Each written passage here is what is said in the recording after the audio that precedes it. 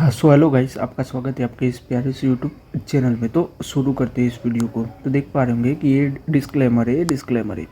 सो देखो, हम आज की मार्केट की हम बात करें, बीएससी सेंसेक्स की हम बात करें तो देख पा रहे होंगे कि 1352 पॉइंट का अच्छा खासा डिक्लाइन देखने को मिला है। और निफ्टी फिफ्टी की बात करें तो देख पा रहे होंगे कि 422 पॉइंट का अच्छा खासा डिक्लाइन देखने को मिला है। सो ओवरऑल हम देखें आज के दिन तो भाई मार्केट में अच्छी खासी बिक वाली देखने को मिल रही है। उसका रीज़न ये है भाई कि भाई यूएस और ईरान के बीच में जो वॉर चल रही है तो उसी की वजह से ओवरऑल हम देखें तो मार्केट में सेल ऑफ चल रहा है, यानी कि मार्केट में गिरावट देखने को मिल रही है। निफ्टी की बात करें तो देखो, निफ्टी में 11 मंथ का इंट्राडे लो लगाया हुआ था आज के दिन हम देखें तो। सो ओवरऑल हम देखें तो भाई 2025 की बात करें तो 2025 में भी मार्केट ने अच्छा परफॉर्म नहीं किया हुआ था। और 2026 की भी हम बात करें तो 2026 में तो मार्केट शुरुआत से ही ओवरऑल हम देखें तो गिर ही रहा है। सो ओवरऑल हम देखें तो मार्केट में अच्छी खासी गिरावट देखने को मिली है। फिर हम बात करें कि भाई एसबीआई की जो रिपोर्ट आई है, रिसर्च रिपोर्ट आई है इंडिया की जीडीपी पर, तो वो क्या कह रहे हैं कि भाई उनका ये कहना है कि भाई जो मिडल ईस्ट में जो वॉर चल रही है तो उसका इम्पैक्ट है वो इंडिया पर होगा। अब इंडिया पर उसका क्या इम्पैक्ट होगा कि इंडिया की जो जीडीपी ग्रोथ रेट है वो घटकर 6% हो जाएगी FY27 के लिए हम देखें तो, यानी कि 2027 तक हम देखें ये वाले फिजिकल ईयर की हम बात करें 2026-27 की, तो उसके अंदर इंडिया की जो जीडीपी ग्रोथ रेट है वो 6% हो जाएगी। सो ओवरऑल हम देखें तो हमारी जो जीडीपी ग्रोथ रेट है उसके अंदर हम देखें तो अच्छी खासी गिरावट देखने को मिल रही है, क्योंकि जो वॉर चल रही है मिडल ईस्ट में उसी की वजह से ओवरऑल हम देखें तो ये गिरावट देखने को मिलेगी। वो आप लोग देख पा रहे होंगे, ऐसा कहना है एसबीआई रिसर्च रिपोर्ट का। फिर हम बात करें ओमेक्स लिमिटेड की, तो भाई उन्होंने 173 लग्जरियस जो होम से वो सोल्ड किए हुए हैं, देख पा रहेंगे फरीदाबाद हरियाणा में।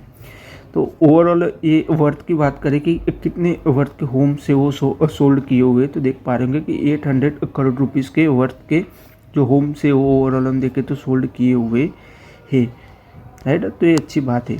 फिर हम बात करें वेदांता की, तो भाई वेदांता है वो हम देखें तो 35% तक वुमेन की जो रिक्रूटमेंट है वो लोग करने वाले हैं।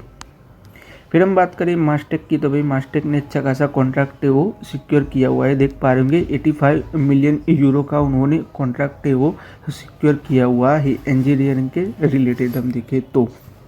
फिर हम बात करें आर सिस्टम इंटरनेशनल की, सो देख पा रहे होंगे कि भी उन्होंने डिविडेंड डिक्लेयर किया हुआ है, 6 रुपये पर शेयर डिविडेंड डिक्लेयर किया हुआ है। फिर हम बात करें अल्ट्राटेक सीमेंट की, तो भाई उन्होंने अच्छा खासा इन्वेस्टमेंट किया हुआ है, यानी कि स्टेक है वो एक्वायर किया हुआ है रिन्यूएबल एनर्जी की जो कंपनी है, देख पा रहे होंगे सनश्योर सोलर पार्क 38 पीवीटी लिमिटेड में उन्होंने 26% का जो स्टेक है वो एक्वायर किया हुआ है। तो ओवरऑल हम देखें कि भाई अल्ट्राटेक सीमेंट ने स्टेक क्यों एक्वायर किया, तो उसका रीज़न ये है कि भाई वो लोग जो अपनी जो डिपेंडेंसी है हम देखें पावर पर, यानी कि जो हम देखें कि भाई जो रिन्यूएबल एनर्जी में वो लोग फोकस कर रहे हैं कि अपनी जो पावर कॉस्ट है वो लोग कम करना चाहते हैं, उसी की वजह से वो लोग हम देखें तो रिन्यूएबल एनर्जी में इन्वेस्टमेंट कर रहे हैं। उसी की वजह से ओवरऑल हम देखें तो उनकी जो प्रोडक्ट की जो कॉस्ट है एंड प्रोडक्ट की वो कम हो जाएगी, और ओवरऑल हम देखें तो पॉल्यूशन भी कम होगा। फिर हम बात करें नीरज सीमेंट की, तो देख पा रहे होंगे कि 179 करोड़ रुपए का उनको अच्छा खासा ऑर्डर है वो रिसीव हुआ है। हम बात करें मिनिस्ट्री ऑफ इंफ्रास्ट्रक्चर की बात करें तो उनसे ऑर्डर रिसीव हुआ है। ओवरऑल हम देखें तो ओवरऑल सबसे ही ओवरऑल हम देखें तो ऑर्डर है वो रिसीव हुआ है। फिर हम बात करें आरबीआई की, तो भाई आरबीआई ने अप्रूव किया हुआ है अनूप कुमार शाह है वो उनको अपॉइंटमेंट कर दिया है whole time of the director at Kotak Mahindra bank के लिए, वो आप लोग देख पा रहे होंगे। फिर हम बात करें एएस बैंक की, तो देख पा रहे होंगे कि भाई उन्होंने अपॉइंटमेंट किया हुआ है विनय मुरलीधर टॉन्से को एमडी एंड सीईओ डेजिग्नेट के तौर पर उन्होंने अपॉइंटमेंट कर दिया है। टाटा पावर की बात करें तो टाटा पावर ने कोलिब्रेशन किया हुआ है सेल्स फोर्स के साथ में कि वो लोग जो अपना जो सोलर का जो बिजनेस है तो वो डिजिटली ट्रांसफॉर्म कर रहे हैं, ईवी चार्जिंग का भी और स्मार्ट होम सॉल्यूशंस का भी जो अपना जो बिजनेस है ओवरऑल हम देखें तो वो लोग डिजिटली ट्रांसफॉर्मेशन करने के लिए उन्होंने कोलिब्रेशन किया हुआ है ओवरऑल हम देखें तो। फिर हम बात करें रेलटेक की, तो रेलटेक को अच्छा खासा ऑर्डर है वो रिसीव हुआ है, 27 करोड़ रुपए का उनको ऑर्डर है वो रिसीव हुआ है, साउथ ईस्ट रेलवे से और ये ऑर्डर है वो रिसीव हुआ है। फिर हम बात करें पीजी इलेक्ट्रोप्लास्ट की, तो आप लोग देख पा रहे होंगे कि आज के दिन हम देखें तो पीजी इलेक्ट्रोप्लास्ट के शेयर में हम देखें तो अच्छी खासी गिरावट देखने को मिली। उसका रीज़न क्या है? तो उसका रीज़न ये है भाई कि देखो एक गिरावट क्यों मिली, क्योंकि उनके जो सप्लायर थे जो एलपीजी के, तो एलपीजी की जो शॉर्टेज लगी है उसी की वजह से ये देखने को मिल रहा है, क्योंकि उनकी जो सप्लायर्स थे एलपीजी के तो उन्होंने बंद कर दिया है सप्लाई करना। उसका रीज़न क्या है कि भाई मिडल ईस्ट में जो वर्क चल रही है तो उसी की वजह से हम देखें तो एलपीजी की जो सप्लाई है वो नहीं हो पा रही है, राइट, शॉर्टेज हो रही है। तो उसी की वजह से ओवरऑल हम देखें तो पीजी इलेक्ट्रोप्लास्ट के शेयर्स की बात करें तो उसके अंदर अच्छी खासी गिरावट देखने को मिली है आज के दिन हम देखें तो। फिर हम बात करें गेल की, तो भाई गेल ने एमओयू साइन किया हुआ है रेलटेक कॉरपोरेशन के साथ में कि डिजिटल इंफ्रास्ट्रक्चर के लिए उन्होंने कोलैबोरेशन किया हुआ है।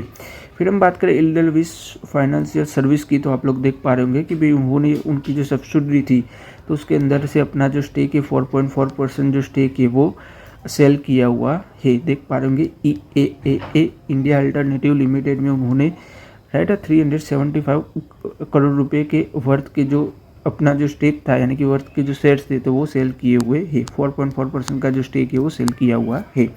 फिर हम बात करें रिट्स की, तो देख पा रहे होंगे कि भाई उनको अच्छा खासा ऑर्डर है वो रिसीव हुआ है, प्रोजेक्ट से वो रिसीव हुआ है, देख पा रहे होंगे 729 करोड़ रुपए का जो प्रोजेक्ट से वो रिसीव हुआ है।